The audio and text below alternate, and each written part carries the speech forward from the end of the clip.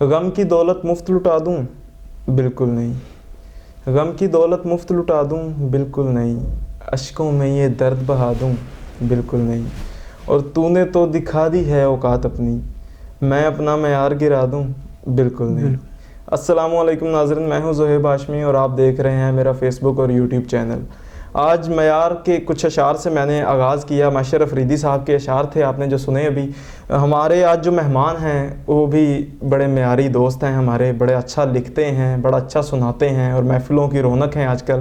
جناب کاشان حسین تقی صاحب میرے ساتھ موجود ہیں، ان سے گفتگو کا سلسلہ شروع کرتے ہیں۔ السلام علیکم۔ وعلیکم السلام۔ کیسے ہیں جناب آپ؟ الحمدللہ، شکر اللہ پاک، آپ بتائیں۔ شکر اللہ کا۔ اچھا کاشان صاحب، سب سے پہلے ایک سوال جو میرا آپ سے ہے وہ یہ ہے کہ شاعری کا شوق کہاں سے پڑا؟ شاعری کا ذوق جو ہے یہ سمجھ لیں کہ روز اول سے ہے، جب سے سمجھ آیا کہ اردو کیا ہے تب سے اس سے وابستگی ہے، اور باقاعدگی سے لکھنا شروع کیا، یہی کوئی چند تقریباً 1 سال ہونے والا ہے۔ صحیح، ماشاء اللہ ماشاء اللہ۔ پہلا شعر جو تقریباً غالباً کتنی عمر میں لکھا ہوگا اور کس کے لیے تھا وہ؟ پہلا شعر جو میں نے لکھا تھا، جہاں تک مجھے یاد ہے، میں نے 10ویں جماعت میں لکھا تھا، ماشاءاللہ، اور جن کے نوکر ہیں، غلام ہیں، واقعہ کربلا پہ لکھا تھا۔ وہ یہ تھا کہ جس شاہ کا سر کاٹ کر جھکانا چاہا یزیدیوں نے، جس شاہ کا سر کاٹ کر جھکانا چاہا یزیدیوں نے، خود اسی سر کو اٹھا کر سرے بازار۔ واہ واہ واہ واہ، کیا کہنے جناب، بہت شاندار لکھا۔ اور بے شک شاعری کے حوالے سے جو آپ کا ہر شاعر کی ایک کہانی رہتی ہے، تو میں بلا تاخیر اپنے ناظرین کے لیے ان سوالات پر آنا چاہتا ہوں۔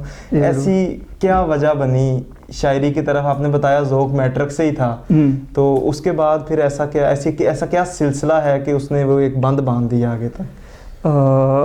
اس کے بعد یہ سلسلہ ہے کہ میٹرک کے بعد بھی مطلب وابستگی نہیں رہی، مطلب ایک تسلسل سے لکھنا جاری نہیں رہا۔ یہ بیچ میں اتار چڑھاؤ آتے رہے، بیچ میں لکھا بھی چھوڑ بھی دیا۔ جب تک لاہور میں تھا تب تک تو بہت اچھی چیزیں لکھی بھی جو کہ محفوظ بھی نہیں رکھ سکا اور ضائع بھی ہو چکی ہیں۔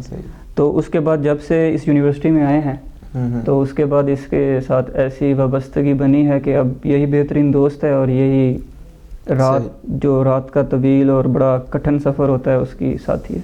ایسے ہی ہے۔ اچھا، شاعری میں جب آپ نے لکھنا شروع کیا، ظاہری بات ہے شروع پہ کچھ لوگوں نے ڈی موٹیویٹ بھی کیا ہوگا۔ جی بالکل۔ تو اس کو کیسے کور کیا آپ نے؟ میں میرے بیسیکلی شاعری میں 2 جسے کہہ لیں کہ مورے اردو شاعری کے، وہ جناب جون ایلیا صاحب اور محترم محسن نقوی صاحب، ان کو میں بہت مانتا بھی ہوں، پڑھتا بھی ہوں، سنتا بھی ہوں۔ تو میں ان سے موٹیویٹڈ ہوں، خاص کر جون ایلیا صاحب سے۔ جون ایلیا صاحب سے میرا اگلا سوال اصل میں یہی تھا آپ سے کہ کس پسندیدہ شاعر کو پڑھتے ہیں؟ جی جون ایلیا صاحب دیکھیں، بہت بڑے شاعر، بے شک بہت بڑے شاعر ہیں۔ تو جیسا کہ بھی آپ نے کہا کہ ڈی موٹیویٹ، جون کو لوگوں نے کیا کچھ نہیں کہا، ایسے ہی جون بڑا تب ایک طویل سفر ہے۔ بالکل جی، بے شک جون کا پتہ ہی نہیں تھا جب تک وہ حیات تھے۔ ایسے جیسے انہوں نے پردہ کیا ہے، وہ اس دنیا سے رخصت ہوئے ہیں، تو اس کے بعد جون ہو رہی ہے، یہ جون کی صدی کہلوانے لگی ہے۔ ہر بندہ ان کو سن بھی رہا ہے، ان کی کتابیں بڑی مقبول ہو رہی ہیں۔ جی، آخری کوئی شعر جو جون ایلیا کا آپ نے پڑھا ہو؟ جون ایلیا صاحب کا ایک شعر جو مجھے بے حد پسند ہے، کیونکہ جو شاعر ہوتا ہے اس کی شاعری نہ کہ اس کے الفاظ سے ادا کی جاتی ہے، بیان ہوتی ہے، باقاعدہ اس کے چہرے سے، اس کی آواز سے، اس کے لہجے سے چھلکتی ہوئی نظر آتی ہے۔ تو جون ایلیا صاحب کا حلیہ تو دنیا نے دیکھا ہے، دنیا جانتی ہے۔ ان کا ایک شعر ہے کہ یہ جو میں زہر اگلتا ہوں نا، واہ واہ واہ واہ، بہت شاندار شعر۔ یہ جو میں زہر اگلتا ہوں نا، ایک ناگن کو منہ لگایا تھا۔ واہ واہ، یہ شعر بہت اعلیٰ، بہت اعلیٰ، ماشاءاللہ، بہت اچھا ذوق ہے، بڑے اچھے لوگوں کو پڑھ رہے ہیں، انشاءاللہ آگے بھی پڑھتے رہیں گے۔ محسن نقوی صاحب کا کوئی شعر جو آپ کو پسند؟ محسن نقوی صاحب کی ایک نظم ہے واقعہ کربلا کے اوپر، بسم اللہ کریں، عطا کریں۔ وہ لکھتے ہیں کہ انسان نے اس نہج پہ سوچا ہی کہاں ہے، انسان نے اس نہج پہ سوچا ہی کہاں ہے، حسین زمانے میں رسالت کی زباں ہے. کیا بات. یہ جو ابر کا ٹکڑا پھیلا ہے آسماں پہ، سادات کے جلتے ہوئے خیموں کا دھواں ہے. ایک برق سی گرتی ہے سر لشکر عدو، علی اصغر کے ہونٹوں پہ تبسم کا سما ہے. شام کے ہر موڑ پہ زینب نے دی صدا، سجاد سے پوچھو میرا عباس کہاں ہے.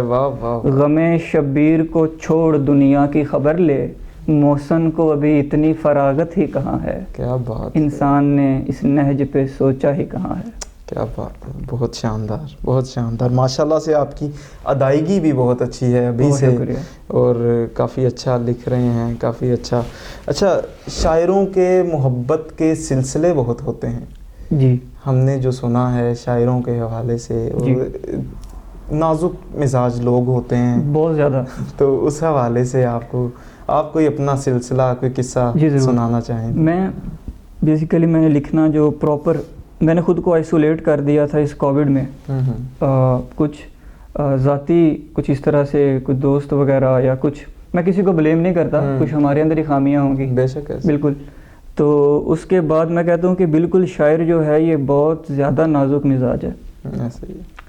پھول کی پنکھڑی غالب صاحب لکھ کے چلے گئے تھے، ایک گلاب کی سی ہے، لیکن میں کہتا ہوں کہ اس سے بھی نازک ہے. یہ جذبات کا ایک ذخیرہ ہوتا ہے. اس کی جب تک زندہ ہو تو بہت کم لوگ قدر کرتے ہیں، اور ویسے بھی یہ دنیا ہے، کس نے زندہ کو مانا ہے. تو شاعری کے حوالے سے آپ اپنا استاد کس کو سمجھتے ہیں؟ میں اپنا استاد اسی ہستی کو سمجھتا ہوں جس کا پہلے ذکر ہو چکا ہے، جناب مرشد جون ایلیا صاحب. صحیح. ان جیسا نہ تو ہم لکھ سکتے ہیں، ان جیسا نہ تو ہم بن سکتے ہیں. ایسے ہی. جون ہے، جون بنتا نہیں، جون پیدا ہوتا ہے. ٹھیک ہے. اور صدیوں میں پیدا. جی، اور صدیوں میں شاید کوئی پیدا ہو ہی نہ. میں تو اس چیز پہ بلیو کرتا ہوں. فوٹو کاپیاں تو کافی آئی ہیں، لیکن جون جیسا کوئی بھی نہیں ہے. تو میں اس میں اس چیز کی ایڈیشن کرتا جاؤں گا کہ جو شاعر ہے، جیسا کہ آپ نے بولا کہ ان کی طرح لکھنا، شاعری لکھی نہیں جاتی. اگر کوئی کہتا ہے کہ میں شعر لکھ لوں گا یا میں شعر بنا لوں گا تو وہ شاعر نہیں ہے. شاعری عطا ہے. بے شک. ایک لاشعوری چیز ہے جس کو آپ لفظوں کی شکل میں ڈھال دیتے ہیں. آپ کے جذبات ہو سکتے ہیں، آپ کے احساسات ہو سکتے ہیں، آپ کے تجربات ہو سکتے ہیں. وہ شاعری ہے. بالکل ایسی. وہ اس پہ ہے کہ جو بات دل سے نکلتی ہے اثر رکھتی ہے، پر نہیں طاقت پرواز مگر رکھتی ہے. بہت شاندار شعر آپ نے سنایا. اس کے بعد میں اب آپ کو بلا تاخیر میں چاہوں گا کہ آپ کچھ اپنا جو تازہ لکھا ہے وہ ہماری نظر کریں. جی، تازہ لکھا میں کچھ پہلے کچھ چیزیں پرانی لکھی ہوئی ہیں. بالکل عطا کریں. وہ ہے کہ نہیں یہ میرا ہے بس میرا ہی رہے گا. نہیں یہ میرا ہے بس میرا ہی رہے گا. یہ بولیاں لگا کر خود خریدار بک گئے. واہ. نہیں یہ میرا ہے بس میرا ہی رہے گا. یہ بولیاں لگا کر خود خریدار بک گئے. ساری رات کڑکی ایک کچے مکان پر، ساری رات کڑکی ایک کچے مکان پر، سورج نکلتے بجلی کے آثار بک گئے. میں نے شہزادی کو شہزادے کا لکھا تھا، میں نے شہزادی کو شہزادے کا لکھا تھا. اب کیا کریں جو کہانی کے کردار بک گئے. اس دریا میں اب پہلی سی روانی نہیں رہی. اس دریا میں اب پہلی سی روانی نہیں رہی. لگتا ہے مجھ راوی کے طلبگار بک گئے. کیا بات. پھر کچے گھڑے دریا کنارے ریت ہو گئے. پھر کچے گھڑے دریا کنارے ریت ہو گئے. شاید کہ مہندی فروش کے آثار بک گئے. واہ. محبت کے بارے میں جی کیا خیالات ہیں آپ کے، کیا تاثرات ہیں آپ کے؟ محبت ایک فطرتی عمل ہے. محبت کے بغیر زندگی ادھوری ہے. محبت کے بغیر انسان ادھورا ہے. محبت بہت ضروری ہے. اچھا، آپ محبت کو ضروری سمجھتے ہیں؟ میں کہتا ہوں زندگی گزارنے کے لیے محبت بے حد ضروری ہے. محبت ایک بہت اوپر کی چیز ہے. جو کہتا ہے کہ میں محبت کروں، وہ محبت نہیں ہوتی، وہ اٹریکشن ہوتی ہے جو 3-4 دن میں 3-4 مہینوں میں ختم ہو جاتی ہے. دیکھا، بالکل دیکھا، پسند آ گئے، جذباتی فیصلے ہوتے ہیں کا نام دے دیتے تو محبت تو وہ چیز ہے کہ میری نظر میں محبت وہ ہے کہ اگلا محبوب کہلواتا ہے تو اس کا حق بھی ادا کرے. مزید کچھ کیا سنائیں گے ہمیں آپ؟ میں سنا دیتا ہوں میرا ایک شعر کہ جو مجھے بڑا پسند ہے کہ دعا کرو کہ تمہیں کوئی بھی بد دعا نہ لگے، دعا کرو کہ تمہیں کوئی بھی بد دعا نہ لگے، جاؤ خوش رہو تمہیں کوئی بھی دعا نہ لگے. دعا نہ لگے. واہ واہ واہ. چند اشعار ہیں کہ جیسے روشنی بادل سے رستہ لیتی ہے، جیسے روشنی بادل سے رستہ لیتی ہے، ویسے یاد تمہاری میرا پتہ لیتی ہے. میں ہواؤں پہ تیرے نقش تراشتا رہتا ہوں، میں ہواؤں پہ تیرے نقش تراشتا رہتا ہوں، یار تو ہے کہ مجھے دیکھتے ہی منہ بنا لیتی ہے. کیا بات ہے، کیا بات ہے، بہت شاندار. اب تو اکثر سایہ بھی ساتھ چھوڑ جاتا ہے، اب تو اکثر سایہ بھی ساتھ چھوڑ جاتا ہے، تنہائی کچھ اس طرح سے باہوں میں لیتی ہے. کوئی تیرا آنکھیں بدلے گا تو پوچھوں گا، کوئی تیرا آنکھیں بدلے گا تو پوچھوں گا، کیسے ایک نگاہ کسی کی جان لیتی ہے. کیا بات. جیسے روشنی بادل سے رستہ لیتی ہے، ویسے یاد تمہاری میرا پتہ لیتی ہے. بہت شاندار، بہت شاندار. آپ کی شاعری میں جو ایک چیز میں نے دیکھی ہے، جو سمجھی ہے، ایک گلہ ہے کسی سے، اس حوالے سے کیا کہیں گے؟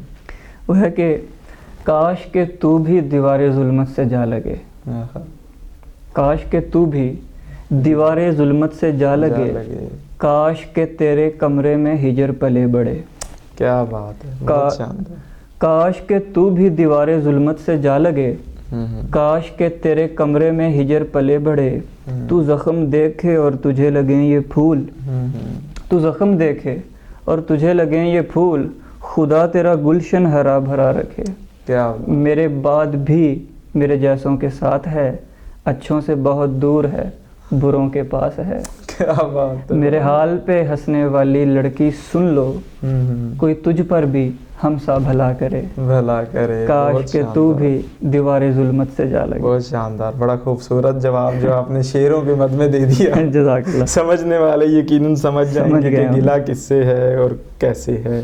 انشاءاللہ آپ سے یہ جو شعر و شاعری کا سلسلہ ہے یہ مزید آگے بڑھاتے ہیں. جی. اس سے پہلے ایک سوال آپ کی ذاتی زندگی سے، جی، کہ آگے اب آپ نے شاعری کا جو ایک سلسلہ اب باقاعدگی سے شروع کر لیا ہے، جی، اس کو آگے کہاں تک لے جانا چاہتے ہیں؟ جی زہیب صاحب، اس پہ یہ کچھ یوں ہے کہ میں نے جب لکھنا شروع کیا تھا تو میں کہتا ہوں کہ انسان پتہ کب لکھتا ہے جب اسے کوئی سننے والا نہ ہو، خاص کر سمجھنے والا. صحیح.